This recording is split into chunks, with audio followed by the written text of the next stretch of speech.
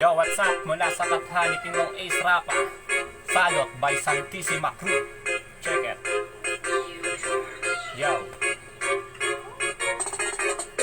Narinig na ba ang kwento tungkol sa isang tao na gustong yumaman ngunit di niya alam kung paano? Isang malaking bahay at matiwasay na buhay, pero tumatakbo sa isip niya walang saysay. Hindi niya rin alam siya ay unti-unting nalululong. Si taning sa impyerno palagi na lang bumubulong. Sa paglipas ng panahon, di niya alam ang nangyayari. Malakas kanyang loob kasi hindi pa nadadali labas ng mall. Ermita hanggang doon sa luneta, maluha-luha kanyang mata kapag alas na ang nakita. Biglang mga hablot at tatakbo siya ng matuling. Walang sinusunod kahit magulang ayaw din. So kailan nga ba magbabago? Taong walang respeto, taong abusado na may lahi ng demonyo. Hindi ko lahat, may oras pa para magbago. Biyaya mula sa kalangitan, bakit hindi subukang itago? May oras pa para magbago. Isipin mo, rumispeto. May oras pa para magbago. Huwag mong itaboy mga nagmamahal sa'yo. May oras pa para magbago. Isipin mo, rumispeto. May oras pa para magbago. Huwag mong itaboy mga nagmamahal sa'yo. Mayroong kidney from Antipolo ay aking nakilala. 500 para pumatay ay pwede na sa kanya. Sa bawat kanyang pagtira parang hindi na siya magtatagal. Ayaw magmahal, binakasugal, parang gusto na mag-aalmusal. Kanyang mga biktima lahat dead on arrival. So anong say mo?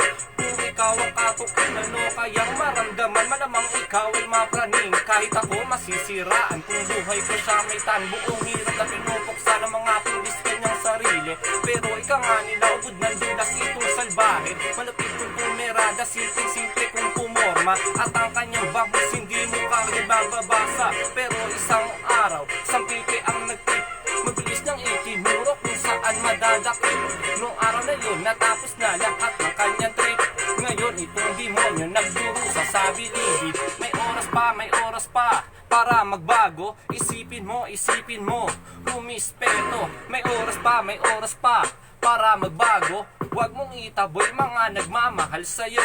May oras pa para magbago. Isipin mo, rumispeto. May oras pa para magbago. Huwag mong itaboy mga nagmamahal sa'yo. May nabangga akong babae na ubod ng ganda. Sa bango pa lang niya, hindi ka didistansya. Ako'y kanyang naakit, sa kanya ay nagpumilit.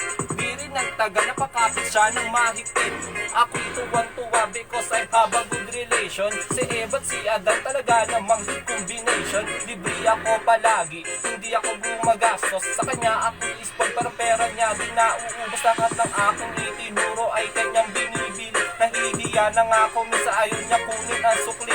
Di naman siya mukhang mayaman para ako'y upahan. Lahat ng aking ginagawa ay kaniyang binabayaran. Ngunit sa aming pagsasama na bang merong kakaiba?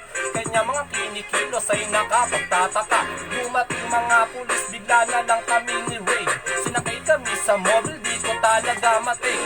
Kami ay hiniring, nawalan ako na sala. Itong aking girl hindi na makakagala. Buko na tuklasan, shot ako big time na pusher. Nakipag-iwalay tuloy na turn off na si Mr. Rapper. Sayang talaga di natuloy aking pangarap. Bili ako ng kotse, ngayon ako'y naglalakad. Di kasi agad na check, shot ako big time na tulak. Pero di ko nalimutan na sa kanya'y magpasalamat. Sa kanyang mga nagastos, mga pera na inubos. Ay no, di ka sigurado mahal mo ba ako ng lubos? Huwag kang mag-alala, ipagdarasal kita. Diyan sa'yo pulungan, makahanap ka ng papa. Peace.